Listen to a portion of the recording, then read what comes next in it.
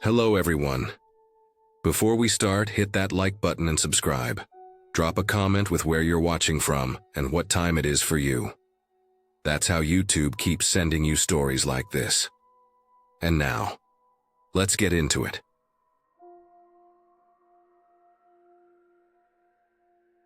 We got to Sedona around 7:40 p.m., right as the last of the desert light flattened itself against the red cliffs and slipped away. The sky still held a thin orange band, but everything else had gone that deep bluish gray that always makes the landscape feel bigger than it is. The three of us were tired from the drive, the kind of fatigue that comes from sitting too long with the same music looping and the air conditioning drying out your face.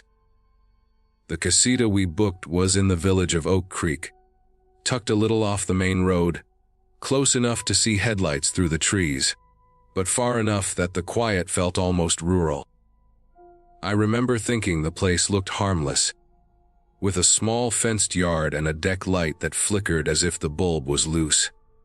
The keypad didn't work on the first try, which didn't surprise me since the host had warned us it sometimes stuck.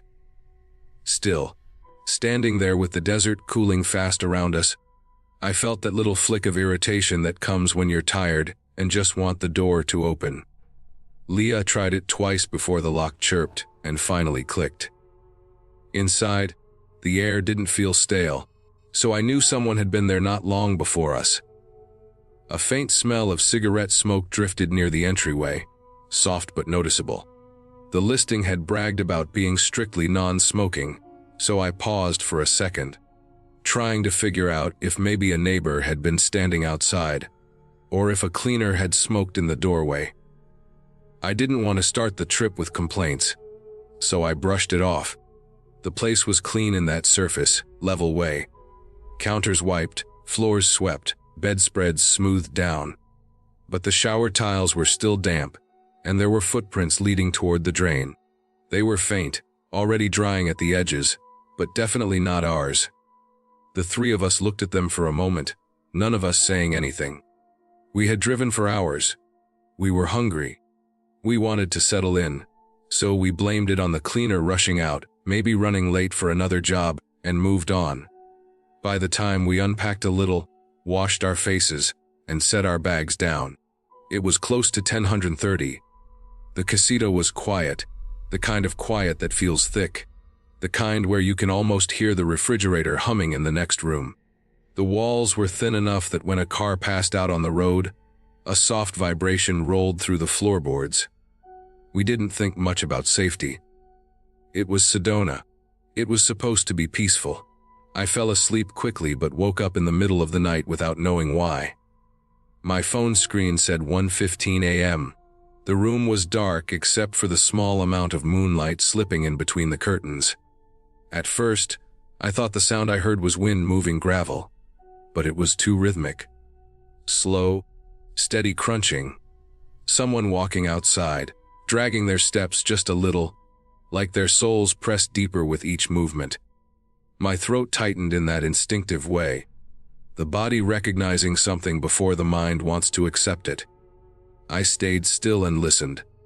The steps moved from the front of the casita toward the side yard, where the gravel was a little thicker.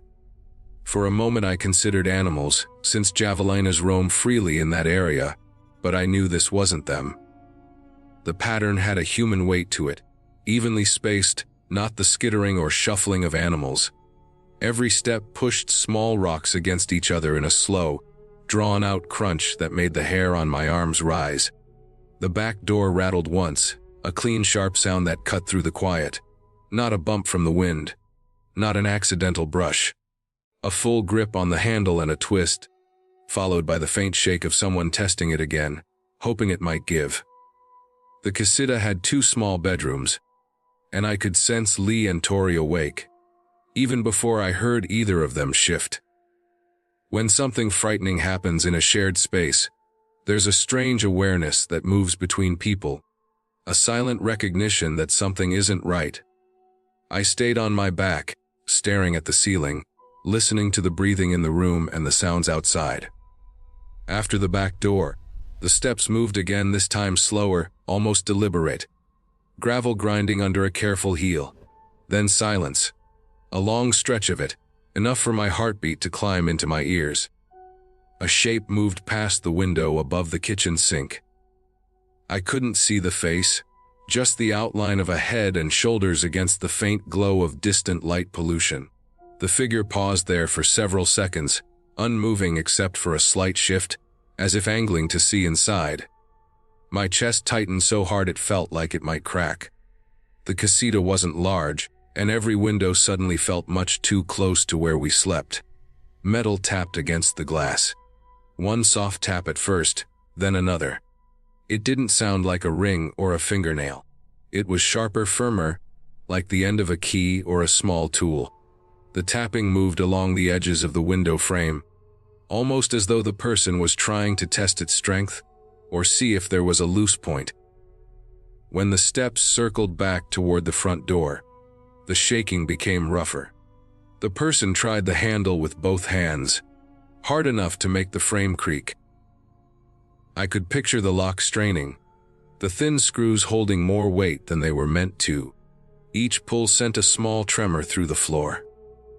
I kept glancing at the wall where the front door was, half expecting it to swing inward. The minutes stretched in a disorienting way, the kind where time feels warped. The sound of footsteps faded and returned, then faded again. Every time they disappeared, I felt a brief relief that evaporated the second the gravel shifted again. At some point I noticed my hands were shaking, fingers curled tight against the blanket. When headlights finally crept up the long driveway, they were muted, as if whoever was approaching had turned them low. The crunch of tires was slow and cautious. The figure outside reacted to it, stepping back from the deck and moving along the side of the house, trying to slip out of sight. The car doors opened quietly. Flashlight beams skimmed across the rocks and the posts of the deck, moving methodically and without any shouting. The sheriffs were careful, almost surgical in their movements. They found the man crouched behind the deck, pressed low, trying to stay hidden in the shadows cast by the railing. Their lights pinned him before he could move again. He didn't run. He didn't struggle. He just froze, as if he understood it was over. Later, when things were calmer and the sheriffs explained the situation, the whole night took on a strange clarity. The man had lived in the casita before, recently evicted by the owner. He'd been staying in Flagstaff, but had driven down thinking the place was still his. He still had the old code for the keypad, because the host never changed it. He had arrived earlier in the day, and likely let himself inside for a while, explaining the smell of smoke and the footprints in the shower. He'd probably stepped out before we came and returned late, expecting to come back to what he believed was his home. The idea of him walking around inside before we arrived settled into me in a heavy way, like a delayed shock.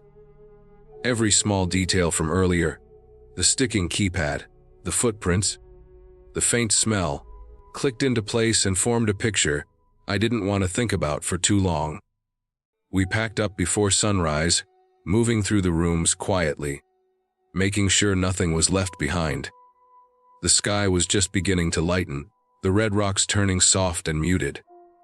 The drive out of the village of Oak Creek felt strangely long, like the roads had stretched overnight. I kept glancing at the rearview mirror, half expecting to see someone following, even though I knew he was already in custody. It wasn't until we reached the highway, heading back toward Phoenix, that I felt the grip in my chest finally loosen. The desert rolled out in front of us, empty and brightening by the minute, and the casita disappeared behind a long stretch of road and early morning light.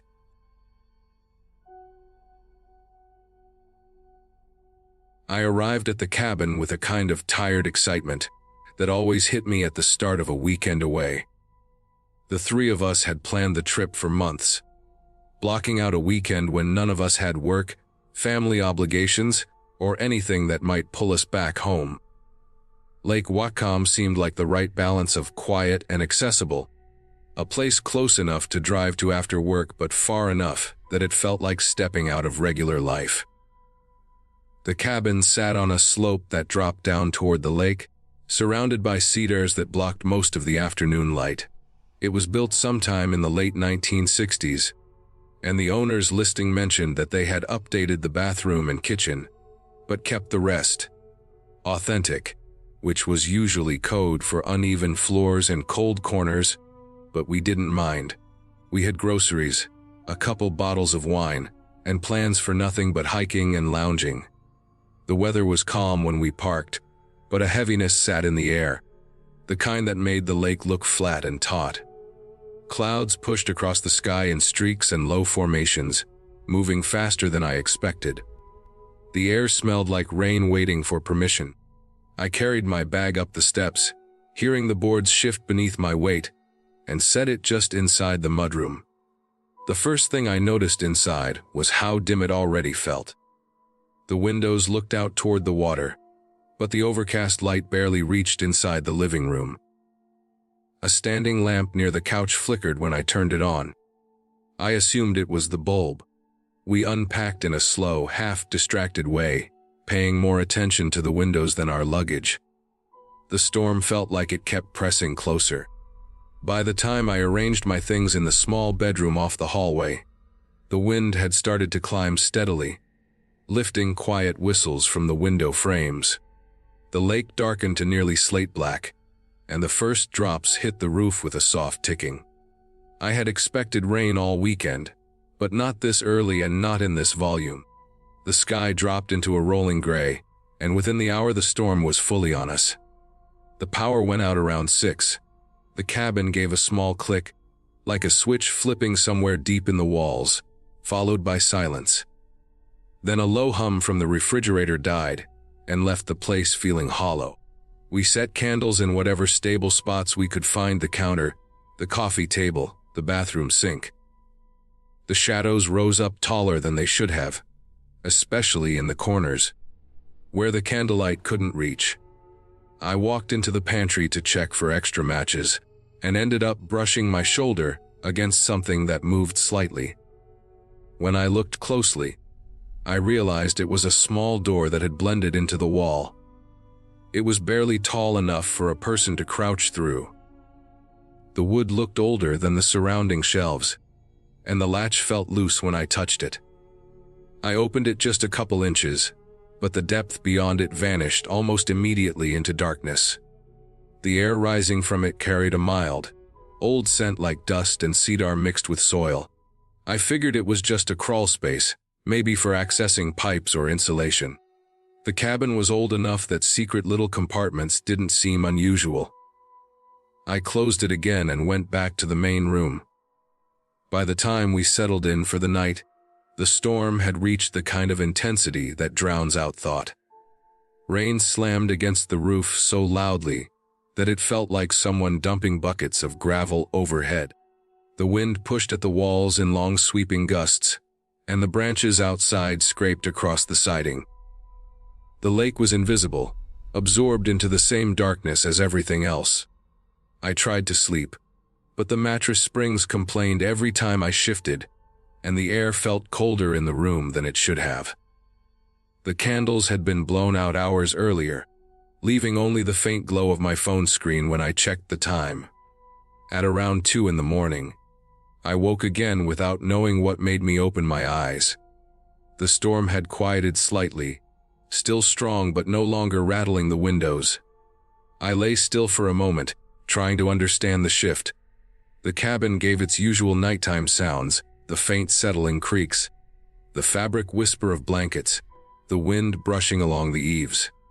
But underneath that was something new and slower. A long, deliberate stretch of wood groaning somewhere below the floor. It reminded me of someone shifting their weight on an old deck, pressing down on a board that had too much give. Then nothing. Then another slow pull of sound, like movement in intervals rather than a continuous shift. I kept my breathing shallow, partly from fear of making noise and partly from the chill that had crept over me. I pressed my palm against the mattress to feel for vibration, half expecting something to push upward.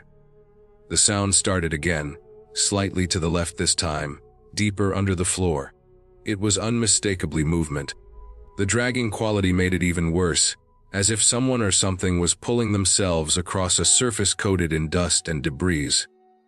I reached for my phone, but when I lit the screen, only the battery percentage stood out in the dark 18%. No cell signal. Not even the faint flicker of one. I switched the screen off instantly. Even that little bit of light felt like too much. The next sound came from directly beneath the cabin's main hallway. It was sharp enough to separate itself from all the earlier ones. A scrape against the underside of the floorboards. Not a mouse or animal. It was too controlled, like a hand or foot pressing upward, searching for leverage. The wood responded with a muffled crack. I felt the vibration run lightly through the floorboards near the door. I lay perfectly still, listening so hard that my ears rang. The dragging returned slower than before, as if whoever or whatever was under there had adjusted position. The realization formed with a clarity that left no room for doubt. The noise was coming from the crawlspace door behind the pantry. The space none of us had even known about until the power went out. Someone had been down there, and they were still close enough that their movement could travel through the boards. The rest of the night became one long stretch of holding still. Every small noise carried weight. I heard breathing that wasn't ours, faint but present, moving at its own pace. At one point it seemed to shift further away, and for a moment I thought maybe they were leaving, crawling toward another exit. But then the cabin settled again, and the sound drifted back to its original place. I didn't dare step onto the floor. The three of us ended up pressed together on one bed, too scared to speak, too afraid to make even the smallest sound.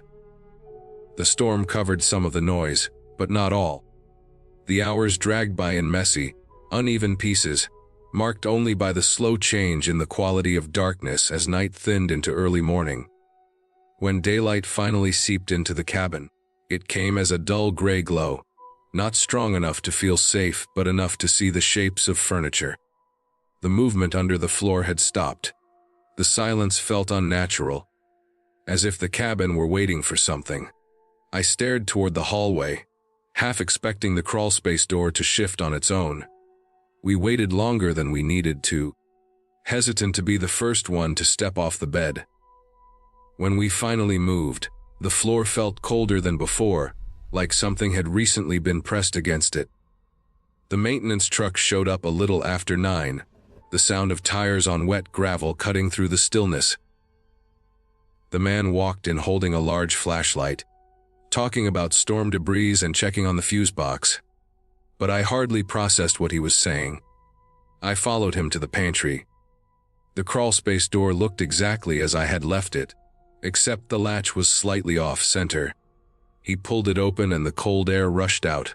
He shined the beam inside, sweeping it slowly across the low space. Dust coated everything in a thick layer, the kind that should have been undisturbed for years. But several areas showed clear drag marks in the powder. Footprints led from the far corner toward the door, the shapes sharp and recent. Near a support beam lay a discarded jacket, worn down at the elbows and stained across the front with what looked like mud from outside. Next to it sat a plastic bag containing trail bars and a lighter. The bag was partly open, its contents scattered like someone had searched through it in a hurry. None of us had brought anything like that. The maintenance man bent low, studying the area, then backed out slowly. The footprints told the story clearly. Someone had been living under the cabin, keeping their things tucked into the shadows where no one would look. They probably used the storm noise as cover to slip in or out. They might have been inside the crawl space long before we arrived, hiding in the silence under the floor while we moved around unaware above them. The storm must have forced them to leave, or our arrival did, but not before they shifted around at night, maybe trying to find a way out without alerting us. Standing there in the pantry, I felt the full weight of the night settle into place. The drag sounds, the scraping, the pressure under the boards, all of it matched the evidence in the crawl space. There was no mystery left, only the unsettling truth that someone had been inches beneath us. Listening to every movement we made, judging when to leave and when to stay hidden. The thought of falling asleep the night before, without knowing any of this, made my throat tighten. We packed our things quickly, not out of panic now, but out of a simple need to be gone. The storm had passed, leaving the lake calm again and the trees dripping steadily. The cabin looked harmless in daylight, almost peaceful, but I couldn't shake the image of the footprints in the dust. They were fresh enough that the edges hadn't even begun to soften. Whoever had been living down there must have slipped out while the storm masked their movement, leaving their jacket and food behind in their rush. They had probably been close enough to hear us barricade the door, close enough to know we weren't going anywhere until morning. As we drove away, the cabin disappeared behind a curtain of trees, but the sense of someone beneath the floor stayed with me. It settled deeper than fear, into a kind of cold understanding. The storm had revealed something that otherwise would have remained hidden. It made clear how thin the barrier was between us and the spaces we never think to check. And for the rest of the drive home, all I could think about was how quietly someone can exist just out of sight, waiting in the dark under an old floor, until the moment they decide to move.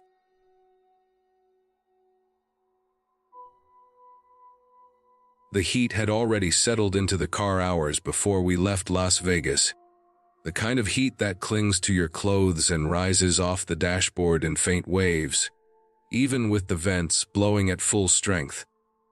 The three of us had planned this trip for months, a simple girls' photography getaway to capture long exposures over the Alabama hills and early morning light hitting the eastern Sierra. The timing seemed perfect, even though it was late summer and the desert along the road was supposed to be punishing. We assumed the rental car could take it, and in Vegas the model had looked clean and new enough to handle anything. By the time we passed Pahrump, the thermometer on the console was already reading triple digits. It hovered around 104 F even as the sun dropped out of view. The air outside felt still, thick, and strangely muffled, the kind of quiet that only happens far from any city. With every mile toward Death Valley, the heat seemed to settle lower into the earth and radiate back at us. The sky was a washed-out blue turning purple, and distant ridges looked like cutouts stacked against one another. The road was mostly empty, just a long stretch of asphalt with shimmering patches where the heat bent the light. Whenever we passed something, a sagging fence, a closed pullout, a dusty mile marker, it felt like we were gliding through a place that had been abandoned long before we ever planned this route. Somewhere past Stovepipe Wells, the engine temperature needle began nudging upward. At first it was only slightly above the normal range, the kind of rise that happens on steep climbs or in slow traffic. But out here the road was flat and open, nothing to strain the engine except the constant heat. The needle climbed slowly, inch by inch, until the reading sat well above where it should have been. I could feel the slight tremor under my seat as the engine began to work harder. The airflow from the vents warmed until it felt like a hairdryer was pointed straight at my face. Nothing around us looked remotely like a place to stop and cool off, but the risk of pushing the engine into real damage forced the decision. We found a wide gravel turnout with a patch of scrub brush and enough space to pull fully away from the road. The moment we rolled to a stop, the heat outside flooded in through every crack. The silence was immediate and unsettling without the hum of the engine. No traffic sounds, no signals on our phones, no wind. Just a vast dryness that made the air feel heavier than it should have been. When we stepped out, the temperature hit harder than I expected. It felt like opening an oven door and leaning too close. The gravel under my sandals radiated warmth through the soles, and the car ticked and clicked as everything inside cooled down unevenly. Far off in the distance, the valley floor stretched into a haze. I remember the feeling of being truly small in that moment, standing on the side of a near, empty road with no shade, no breeze, and no way to call anyone. It wasn't frightening yet, just a quiet awareness that we were isolated in a landscape that didn't care we were there. We agreed to wait for another car to come by. It seemed reasonable. The road wasn't heavily traveled, but it wasn't completely deserted either.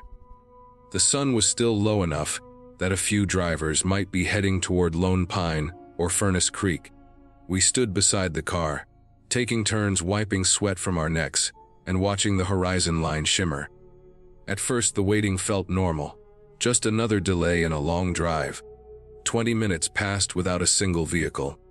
The sky deepened into a dull, darkening blue, and the first few stars started appearing. 30 minutes passed. Nothing but the sound of our own shifting feet in the gravel and the faint metal pops from the car's cooling engine. The desert had a way of making time feel suspended, as if the quiet stretched everything out longer than it should have been. Finally, a faint glow emerged from the far side of the road, appearing and disappearing in the dips of the pavement. Headlights. The shape of a vehicle slowly took form, a dusty, older pickup with patches of chipped paint. It approached at a steady speed, but instead of passing, it began to slow down. The crunch of gravel under its tires was sharp and deliberate as it pulled off behind us, coming to a stop about 20 yards back. The engine idled with a low, rough rumble. The headlights stayed pointed directly at us, making our shadows stretch across the turnout. The driver didn't get out. He just sat there in the cab, barely visible through the glare. The air felt different immediately, tense and closed in, as if the heat itself had thickened between us and the truck. None of us moved. The car behind us remained still, engine running, lights fixed on our backs. Minutes passed. The uneasiness grew heavier with each one. My skin felt electric, the fine hairs along my arms pulling tight. I stared at the truck, trying to make out the shape of the driver. My mind ran through explanations. Someone checking on us, someone deciding whether we looked like we needed help, someone uncertain. But the way he remained inside, silent and unmoving, didn't match any normal situation I'd ever experienced on the road. After 5 full minutes, the driver's door finally opened. A man stepped out and closed it with a slow motion that didn't match the urgency of someone trying to assist stranded travelers. He was shirtless, his skin bright with sunburn across the shoulders and chest. His jeans looked stiff from dust and sweat. In his right hand he held a crowbar, dangling loosely as if it were just another object he'd picked up without thinking. He didn't wave. He didn't call out to ask if we were okay. He simply stared and began walking toward us with a steady pace. There was something about that walk, too controlled, too aimless, too fixed on us, that made the heat feel suddenly colder. It was as if every instinct inside me recognized we needed to move and fast. We scrambled back toward the car. The interior was still blazing hot. But the moment I settled into the driver's seat, the heat didn't matter anymore. What mattered was the shape of the man getting closer, and the knowledge that we had no cell signal, no other vehicles on the road, and only a barely functioning engine. I turned the key. The engine groaned with a grating, uneven whine. For a moment it seemed like nothing would happen. The temperature gauge stayed high, and the engine made a strained ticking sound that tightened my chest with panic. Then, almost with a shudder, the engine caught. The sound wasn't smooth, but it was enough. I pressed the accelerator hard, feeling the car lurch forward. The man had stopped walking when we jumped into the car, as if calculating something. When we started moving, he turned back toward his truck. The movement wasn't rushed, but it was purposeful. The moment we hit the road, gravel sprayed behind the tires. In the rearview mirror I saw him climb into his pickup, the headlights bobbing as the suspension shifted under his weight. Within seconds, the truck pulled out behind us.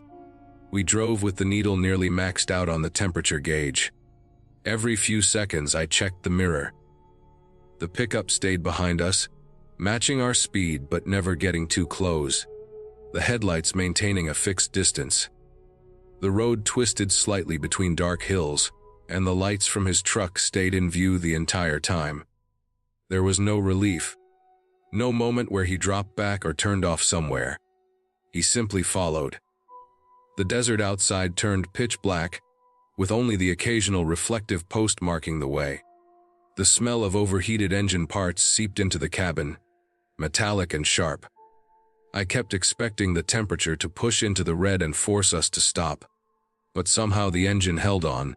The asphalt blurred beneath us, mile after mile shrinking behind the wheels, each one feeling just as silent and exposed as the last. The 28 miles to Panamint Springs felt far longer than they looked on the map. Every few miles I expected the pickup to close in, but it stayed at a steady distance, never falling back, never advancing. The road felt narrower as we climbed toward the small cluster of lights that marked the town. Even from far away, the glow of the general store and the handful of buildings looked unreal, like something imagined or hoped for. But as we drew closer, the lights sharpened, and I could make out silhouettes of people outside. The moment the pickup driver saw the gathering of figures near the store, he slowed.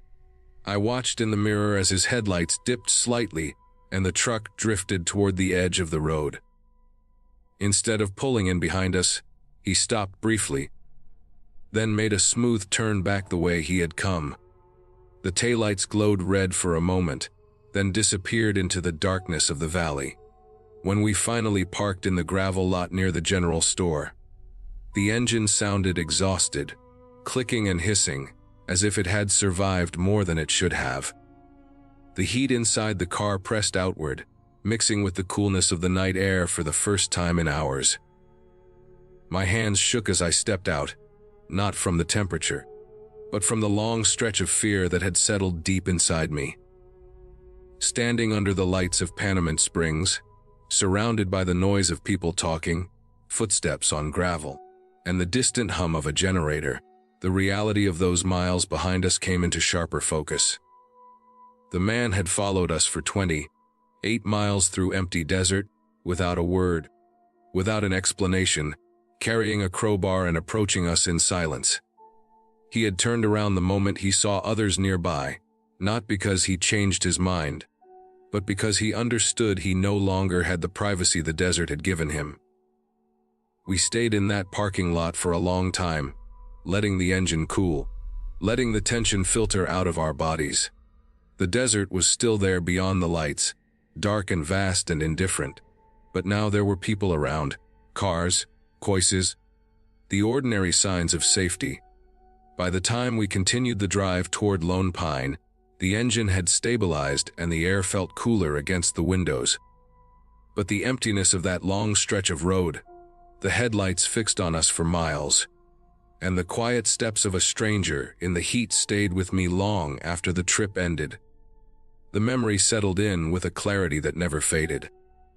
The desert had shown how quickly a routine stop could shift into something dangerous, how isolation could mask intentions until it was too late, and how sometimes the only thing standing between danger and survival was the moment an engine finally turned over when it mattered most.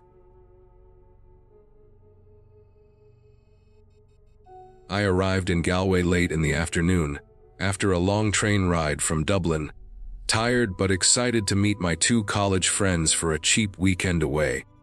We had picked a budget hostel just off Eyre Square, mostly because the price was low and the location was central. The reviews were mixed but reassuring enough.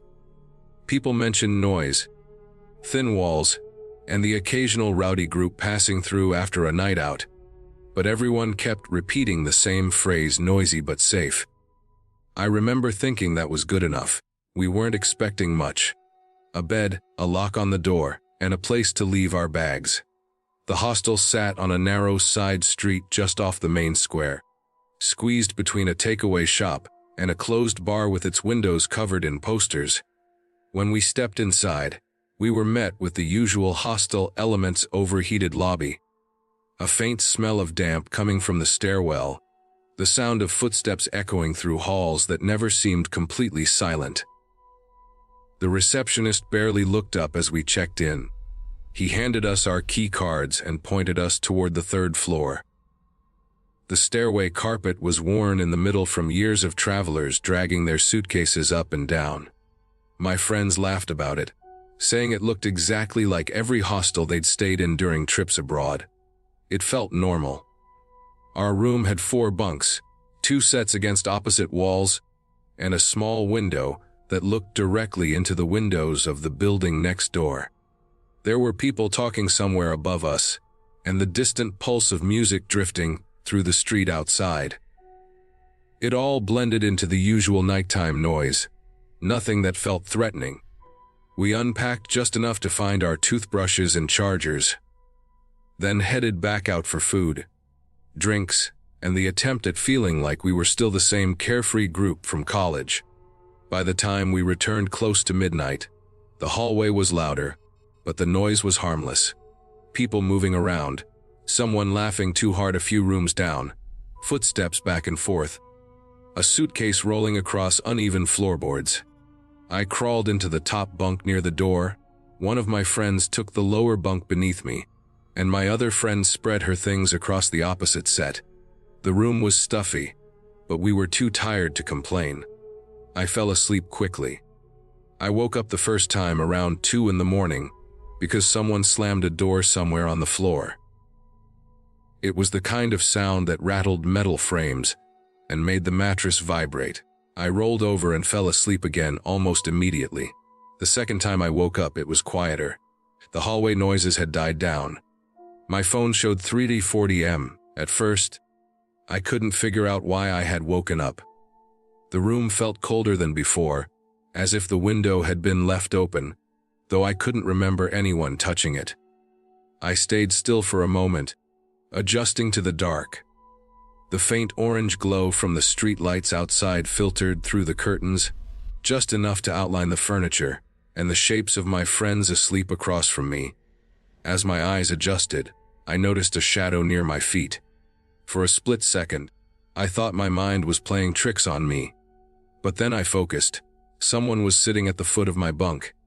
The shape was unmistakable. A man sitting still, elbows on his knees, shoulders hunched slightly forward like he'd been waiting for something. It didn't feel real at first. My mind tried to convince me it was just a backpack someone had propped up, or a coat pile, or some trick of the dim light. But the shape was too defined, too solid. I didn't move. I didn't make a sound. I just stared, trying to understand what I was looking at. Slowly, the outline sharpened dirty jeans, worn at the knees, the fabric stiff like they hadn't been washed in a long time, a jacket that looked damp around the sleeves, hands loosely clasped in front of him. He wasn't looking down. His face was turned upward toward me. I couldn't see his eyes clearly, only the dark hollows where they were, but I knew he was watching me. My first instinct was that he was drunk and had stumbled into the wrong room. Hostels were full of accidents like that. But the longer I stared, the more I realized he wasn't confused or half asleep. He was completely still, too still for someone who had just wandered in. It felt deliberate. I tried to swallow, but my throat was dry and tight. My heart thudded hard enough to shake the thin mattress. I didn't want to wake my friends. Something about the man's posture made me feel that sudden movement or noise might trigger something unpredictable. I forced myself to take a slow breath and whisper, barely audible, for him to leave. The whisper didn't sound like my own voice. It sounded weak, shaky. He didn't answer. He didn't shift. He didn't react at all. I whispered again, a little louder, but still quiet enough not to wake anyone. Nothing. The air felt heavy around me, like the whole room was holding its breath. My hands were trembling. I sat up slowly, ready to climb down from the bunk if he moved toward me. When I shifted my weight, the metal frame creaked softly. That tiny noise changed everything. He flinched, not in fear, but like someone coming out of deep concentration. His fingers tightened on the edge of the mattress frame. Then, with controlled movements, He pushed himself upright and stood. Even standing, he didn't look unsteady or lost. He looked alert. He leaned slightly toward me, not close enough to touch, but close enough that I could see more of his face. Scruffy beard, hollow eyes, a faint smell of damp and something metallic clinging to him. In a whisper so soft it barely rose above the faint hum of the street outside, he spoke. His voice was strained, almost like he hadn't used it in hours. He said he didn't think anyone else was in the room tonight. The words hit me harder than anything else. There was a strange certainty in his tone, as if he had genuinely believed he was alone, which meant he hadn't stumbled into the wrong room. He had come into ours on purpose, assuming it would be empty. He moved quickly after that, not rushed, but purposeful. He stepped around the bunks, avoiding anything that would make noise, and slipped out through the door as quietly as he had entered. The latch clicked once, and then he was gone. I sat frozen for nearly a full minute before I reached down and shook my friend on the lower bunk. She woke with a start, and soon the three of us were out of the room, clutching our belongings, our voices low and panicked as we made our way to the lobby. The night staff looked tired and skeptical when we explained what happened. They checked the system and insisted every guest was accounted for. They repeated that no one matching the description was staying there. They tried to reassure us, saying sometimes guests from other floors got confused after nights out, but their explanation felt thin. We knew what we saw. We knew how awake he had been. We didn't sleep the rest of the night. We sat in the lobby until daylight, waiting for the sun and the safety that seemed to come with it. When we stepped outside in the morning to find breakfast, the air was cool and the street was quiet. I felt a little foolish, thinking maybe we had overreacted. But then I saw him. He stood across the street near a bus stop, leaning casually against the wall of a closed shop. Same dirty jeans, same posture, same stillness. He wasn't pretending, he wasn't looking at us. His eyes were fixed on our faces the moment we stepped outside. When he realized we recognized him, he pushed himself off the wall and walked toward the alley beside the shop. Not hurried, just deliberate. We didn't follow him.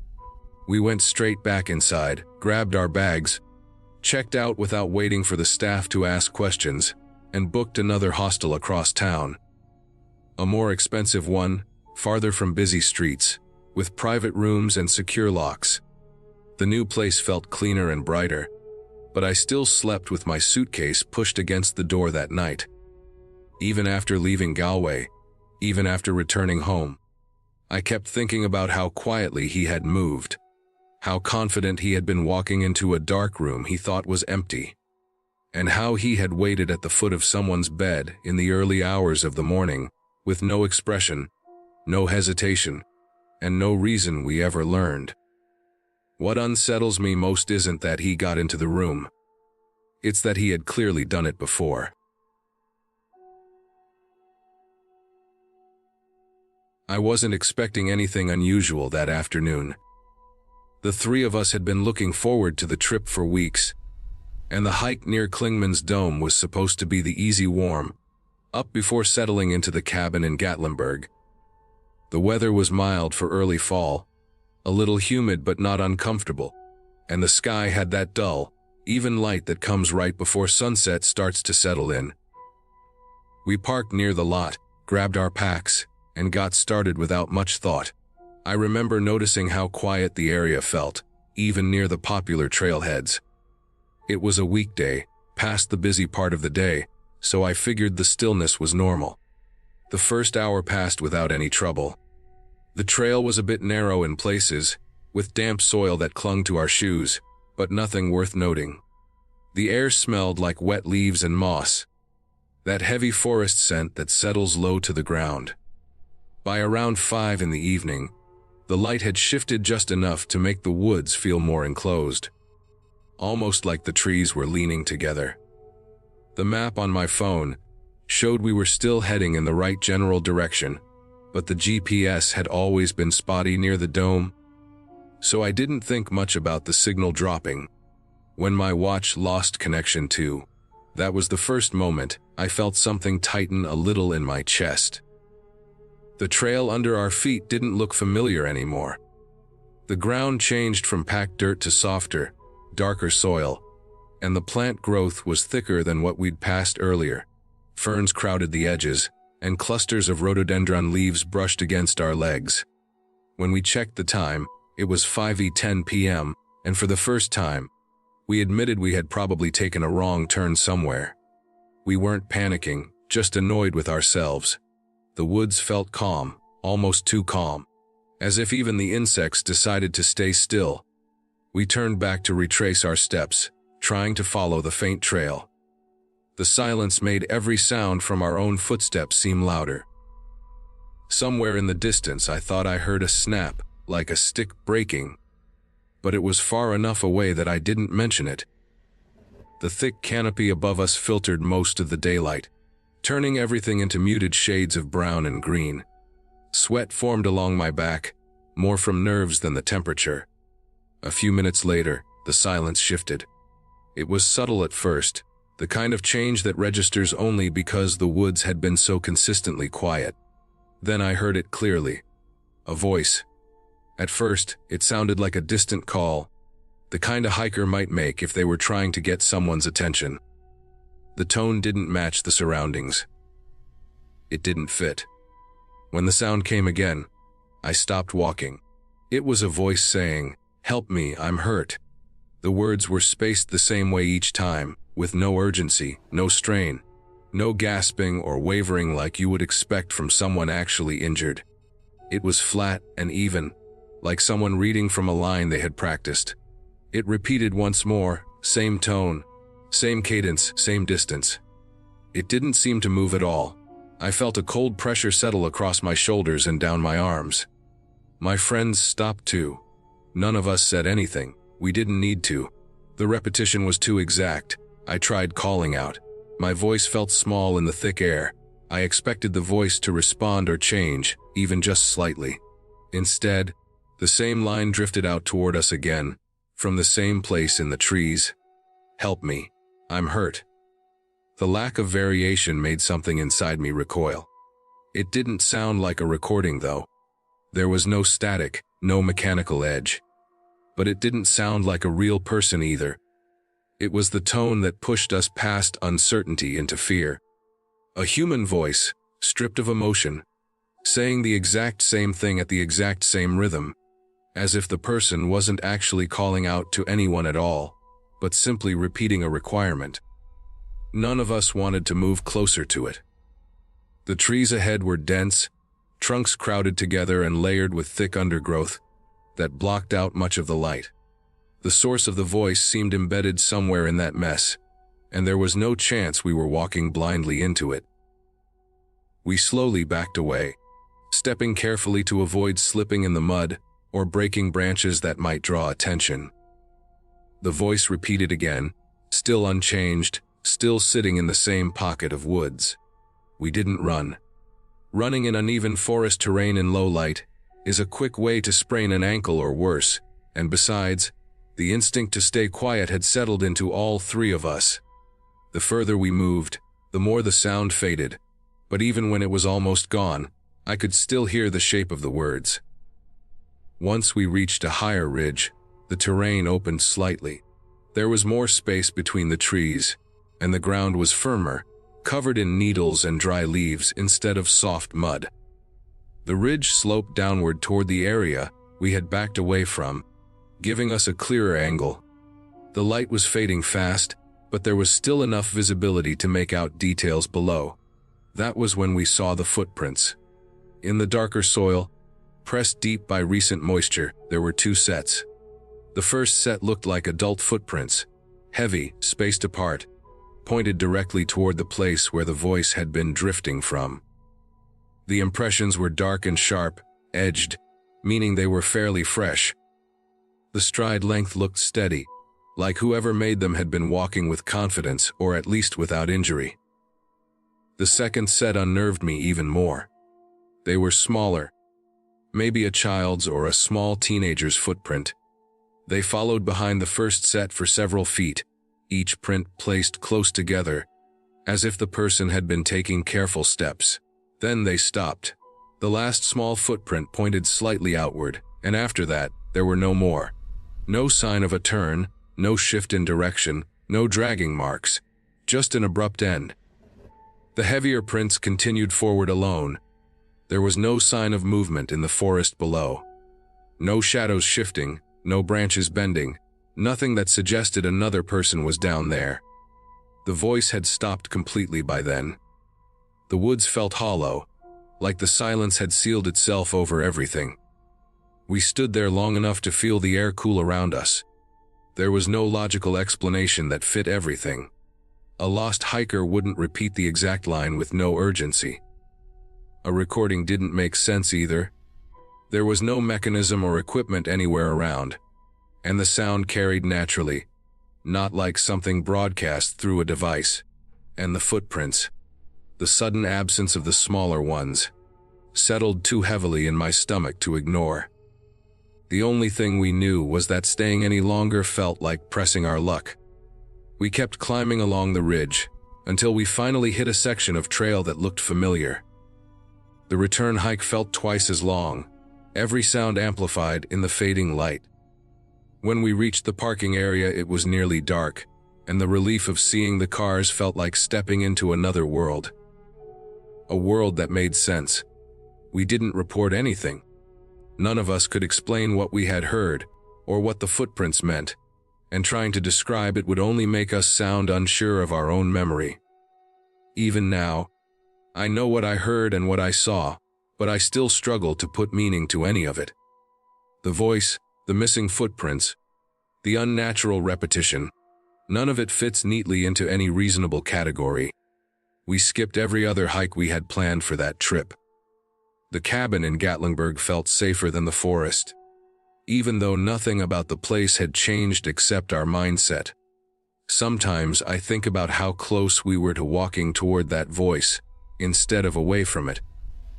If we had forgotten to trust our instincts for even a few seconds, we might have ended up in the same place those footprints were leading. I don't know who or what was down there. All I know is that something was not right in those woods near Klingman's Dome. And the moment we heard that flat, emotionless voice repeating the same line, we stepped back from something we were never meant to find.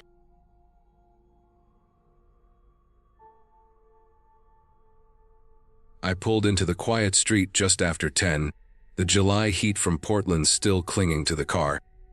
The rental was 2 blocks from the surf, a small pale, yellow house with peeling paint and a porch light that flickered occasionally.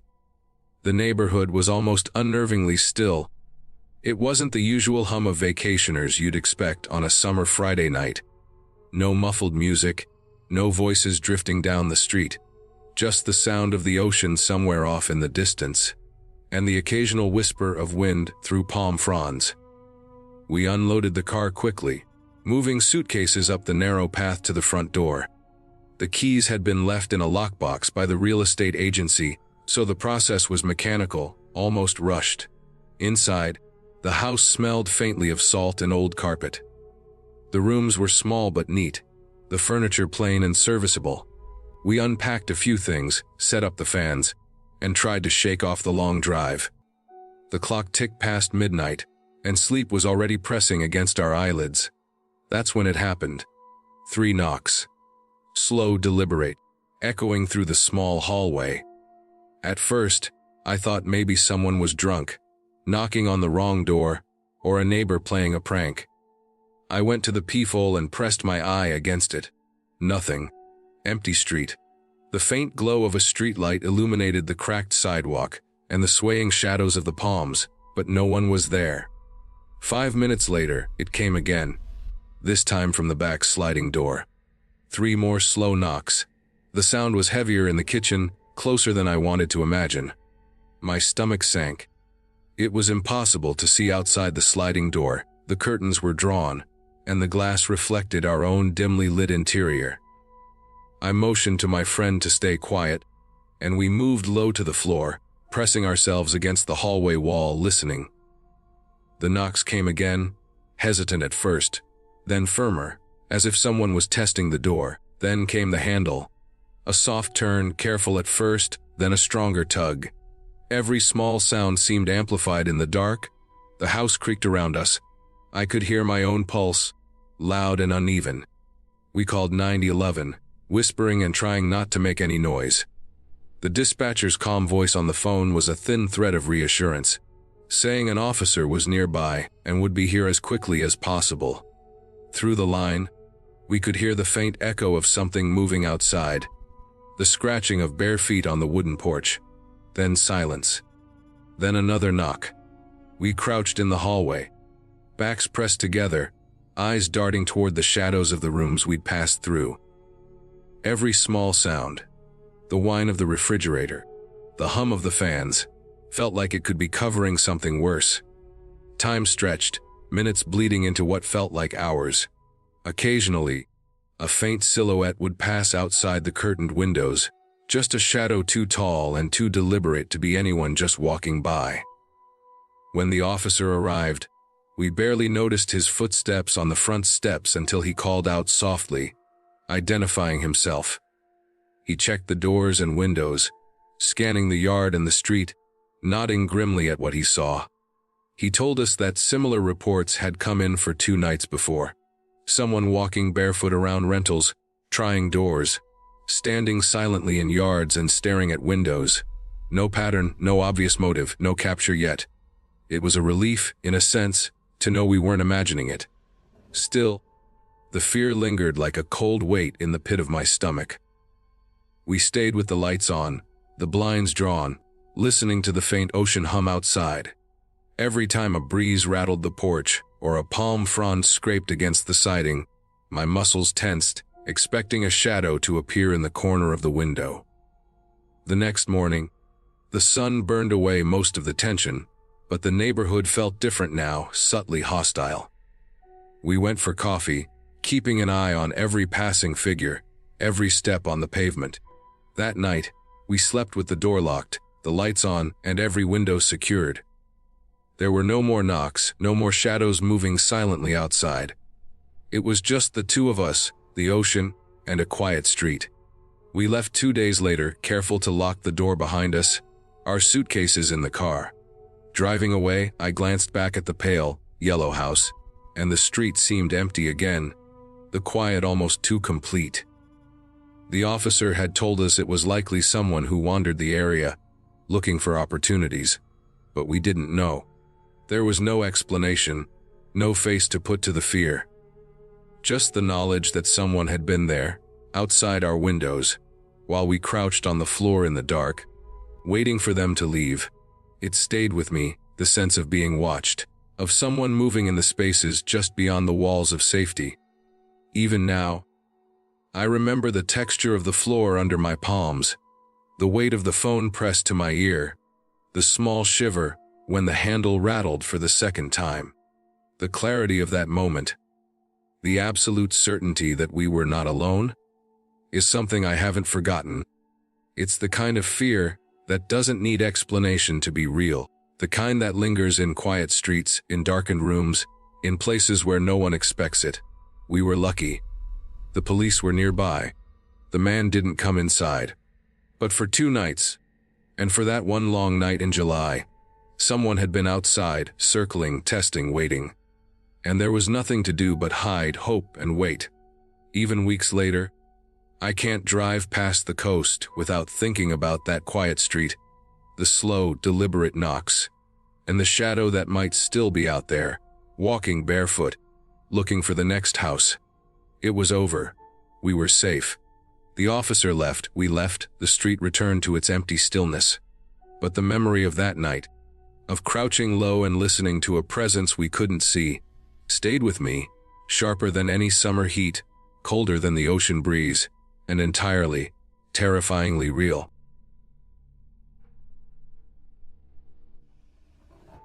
I boarded the late train from Luzerne feeling tired in a way that made every movement feel heavy, the kind of exhaustion that settles in after a full day of walking around a city with a backpack that never quite sits right on your shoulders.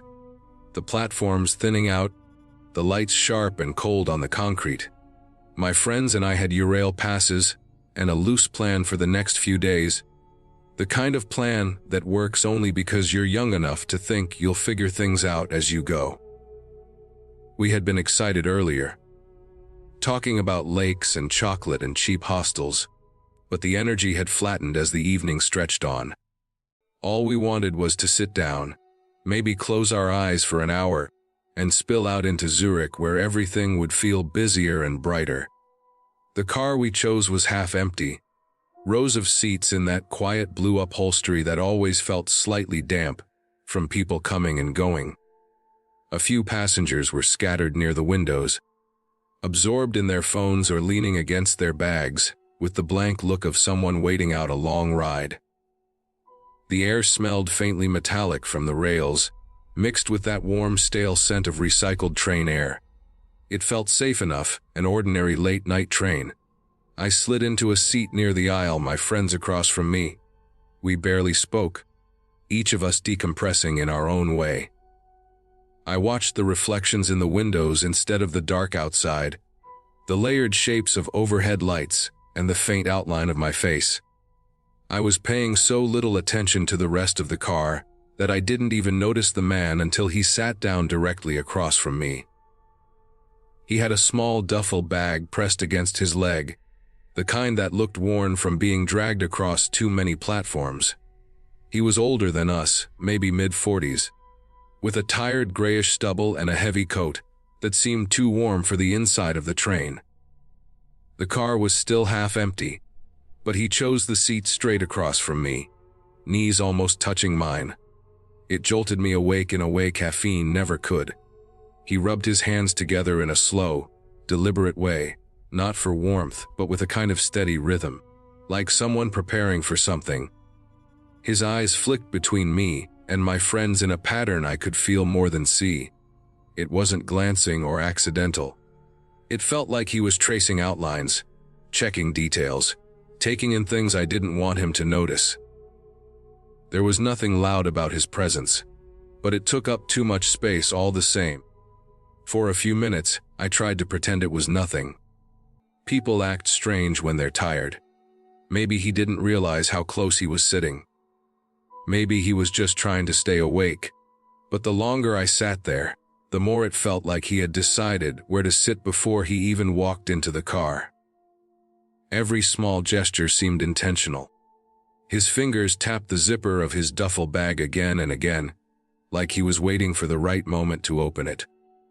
He watched us in short bursts, just long enough for his eyes to catch mine before sliding away.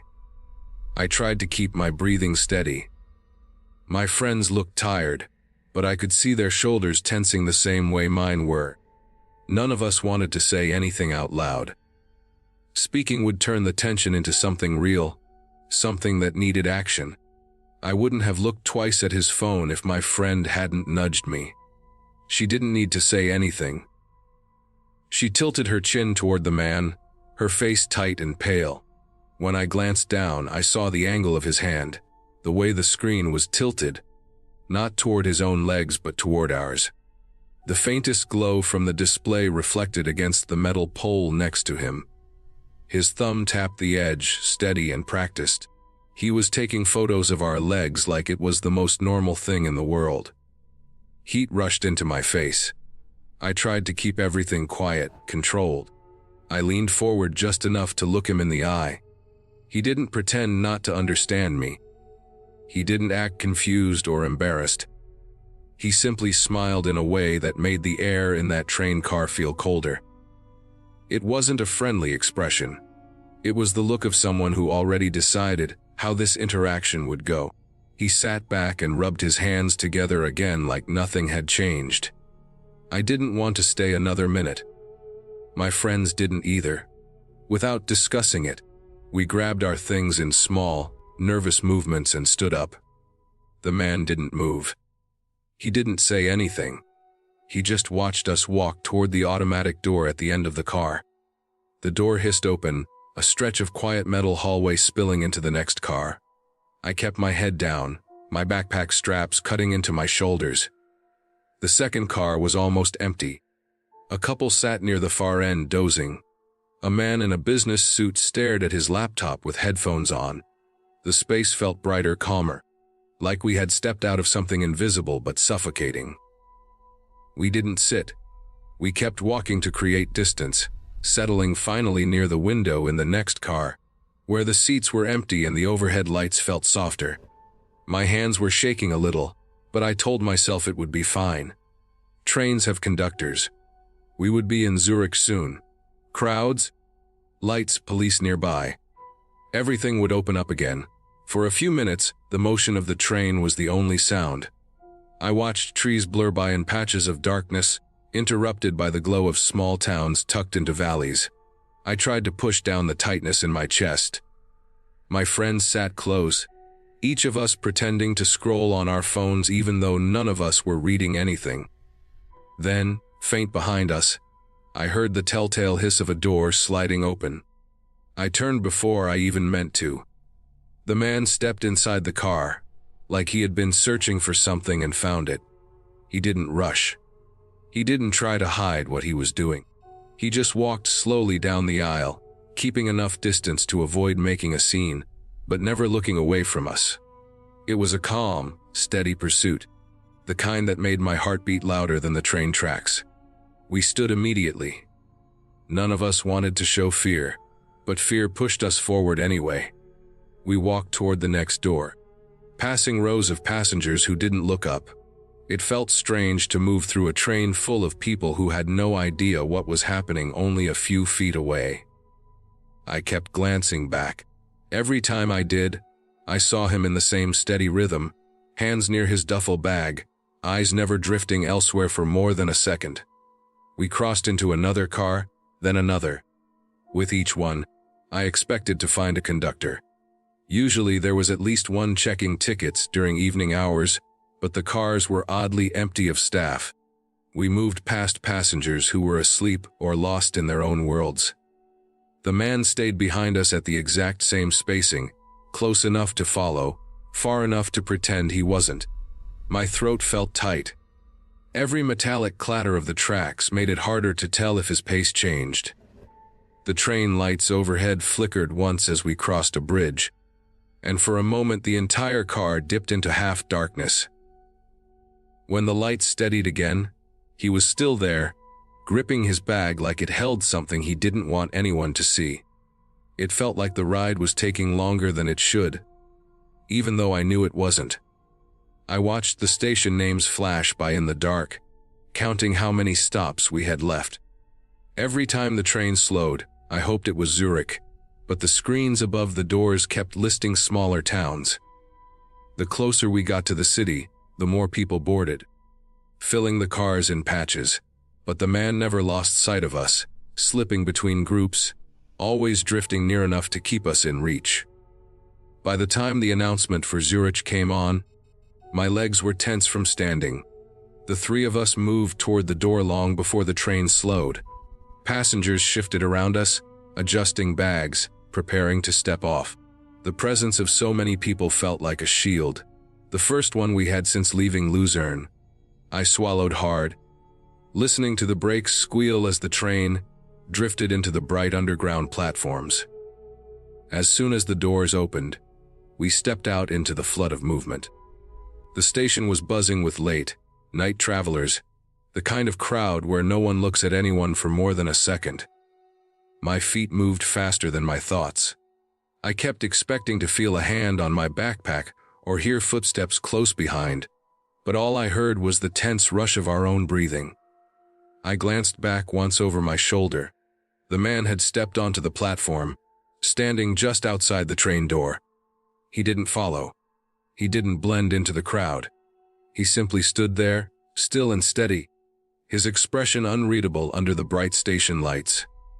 Then he gave a small nod, almost polite, as if something had concluded exactly the way he wanted.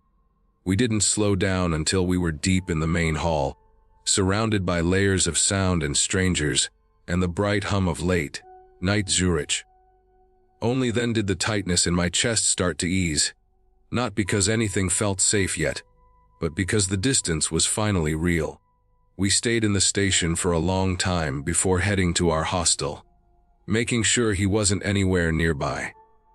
The night settled back into ordinary travel stress eventually, but something shifted after that. For the rest of the trip, every train car felt smaller, every late-night station too quiet, every stranger's glance a little sharper than before. Nothing else happened, but the memory stuck like a warning I could feel in my bones. Even now, when I think about that man standing on the platform, watching us disappear into the crowd, I still feel that same cold pressure in my stomach. It wasn't the chase that unsettled me. It was the moment he stopped, satisfied. Like following us through those cars had been enough for whatever he had planned. And knowing that was all it took to change the way I travel forever made the bright, loud safety of Zurich feel like something fragile in a way I never expected. I didn't expect the stretch of Baja Highway south of San Quintin to feel as empty as it did. The map made it look busy enough, dotted with small towns and roadside cafes. But in reality, most of those places were just clusters of shuttered buildings or a single house with a hand-painted sign. My two friends and I had been driving since mid-morning, trying to reach a quiet beach pull-off we'd marked earlier while planning the trip. The idea was simple: one night by the water, nothing fancy, just a place to sleep before heading toward Guerrero Negro the next day. We were tired of motel rooms, tired of the long, hot pavement, and wanted a night that actually felt like we were in Baja rather than just passing through it. We reached the spot a little before sunset. The beach wasn't really a beach in the postcard sense. More like a long strip of pale gravel and coarse sand sloping gently into calm water. The shoreline curved in a slow arc that made it impossible to see more than a few kilometers in either direction. But from where we stood, no one else was around. The only sign of life was a small fishing boat far offshore, barely a dark dot against the reflective surface. The air smelled like salt and warm stone. There was still enough daylight to set up easily. We parked the car just off the dirt track and unloaded the tents, shaking out the dust that seemed baked into everything after days of travel. By 8 in the evening, both tents were up, facing the water. We cooked a simple dinner on the small stove, ate sitting on the gravel, and talked lazily while the sky turned from pale orange to deep blue. It felt peaceful, almost too peaceful. The way it sometimes does when you're miles from anything familiar. Once the sun finally dropped, a coldness crept in from the water. The sky cleared fast, revealing a sweep of stars that looked sharper than anything I ever saw at home. I remember standing near the tents for a few minutes before turning in, listening to the faint hiss of small waves breaking on the rocks. It was so quiet I could hear my own breathing, the faint shift of gravel under my boots, the click of the cooling engine on the car. No wind, no insects, just open space and dark water. I fell asleep quickly, wrapped in my sleeping bag, aware of the faint smell of dust and the lingering salt on my skin. At some point I turned onto my side and pulled the hood of the bag closer around my head. The tent fabric rustled lightly above me whenever I shifted. Nothing felt threatening. If anything, I was relieved to finally be resting. Sometime around 1 in the morning, I woke so abruptly it felt like my mind snapped back into my body. At first I didn't understand what had stirred me. Then I heard a sound just outside my tent, the unmistakable crunch of footsteps on gravel. Slow, deliberate, not the kind someone makes when they're in a hurry or moving casually. It had weight to it, the kind that makes you instantly alert. My first thought was that one of my friends had gotten up to pee. But the steps were too close, right next to my tent wall, moving in a way that didn't match their usual cadence. I lay absolutely still, my heartbeat rising into my throat. The darkness inside the tent felt oppressive, and suddenly the thin layer of nylon separating me from everything outside seemed laughably fragile. More footsteps followed, slightly farther away, but still close enough that I could feel the faint vibration of gravel shifting. They weren't from one person. At least two, maybe three. Their pace changed. Sometimes slow, sometimes bunched together like they were gathering in one spot, before spreading out again. Then the whispering began. It wasn't loud. It wasn't frantic. It was rapid, low, and unmistakably male. I couldn't make out the words at first. They spoke too quickly, too softly, and not in English. The sound had a strange rhythm, like short phrases traded back and forth. I pressed the back of my head against my sleeping bag and felt my palms grow damp. I kept telling myself to stay absolutely still, to make no sound at all. Every instinct screamed to look, to unzip the tent just a crack, but I knew that would be the worst thing I could do. The voices moved around the tent, sometimes close enough that their breath, or maybe just the shifting air, brushed against the fabric. I heard gravel skitter, like a shoe nudged a small stone. Then someone approached the side where my legs were stretched out in the bag. I felt the tentative tap before I fully registered the movement. A thin, probing touch against the tent wall, like the end of a stick, lightly marked the outline of my calf. The pressure glided along the shape of my leg, slow enough that I resisted the urge to pull away. My muscles tightened so hard it hurt. More whispering followed. One of them spoke quietly, but clearly enough that even with my limited Spanish, I understood the meaning. Only three. That's what he said. 3 of us. 3 travelers lying unconscious in flimsy tents miles from town. The footsteps circled both tents several times. Their pacing suggested they were checking each one carefully, pausing occasionally as if assessing what was inside. I imagined them crouching, peering at the shapes our bodies made in the dim light. At one point I heard someone kneel. Fabric shifted, gravel compressed, weight lowered. Someone else moved toward our car.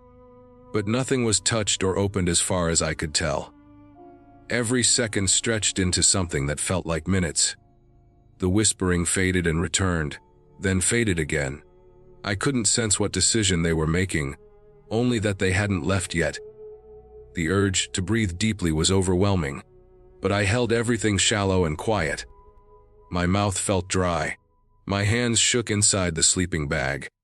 After what felt like forever, but was probably around 10 minutes, the footsteps began moving away from the tents, slow at first, then a little faster. The voices drifted behind them. I didn't move, not even a finger, until I heard their steps join the crunch of gravel on the access track that led back to the road. Then a brief, metallic sound reached us. The unmistakable click of a car door. Another door. Possibly a third. An engine turned over with a muffled rumble. Muted like someone was trying not to make noise. The vehicle rolled across the gravel, slow and without headlights. Only the low hum of the engine betrayed its movement.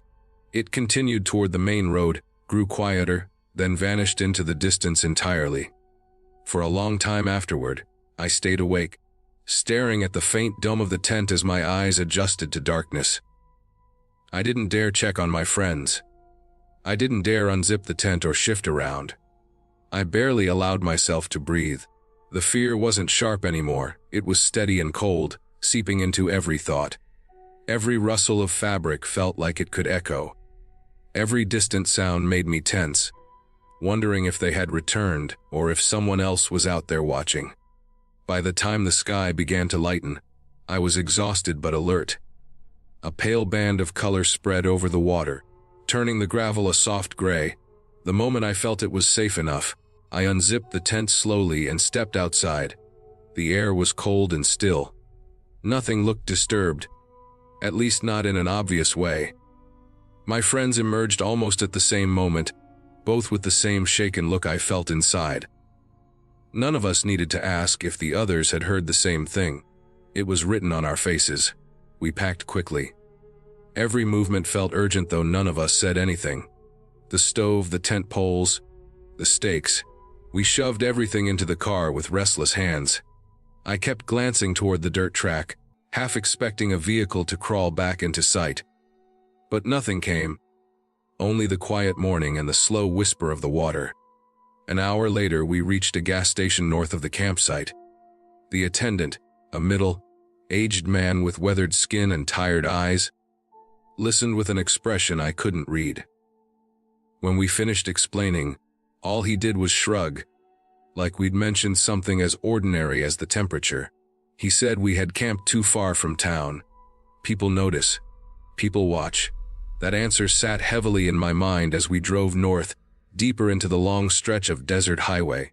The landscape didn't feel wide or beautiful anymore. It felt exposed.